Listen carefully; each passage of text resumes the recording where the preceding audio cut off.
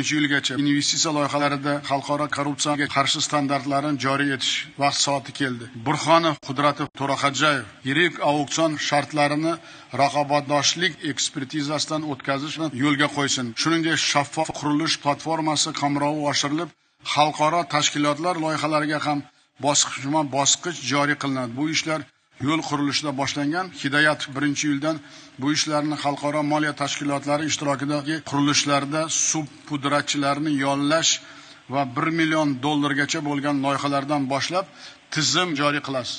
Korrupsiyani oldini olish davlat xizmatiga professional va fidoyi kadrlarni tanlashdan boshlanadi. Kadrlarni baholashda eski namunadagi obyektivka degandan voz kechamiz. Ilg'or IT texnologiyalar asosida xodimning malakasi va salohiyati erishgan natijalarini baholaydigan tizimga o'tiladi. Lozimga qo'yishda xodimning qaysi oliygohning bitirgani yoki qayerda ishlagani emas, qanday bilim tajribaga egaligi va ko'rsatgan natijalari asosiy mezon bo'ladi.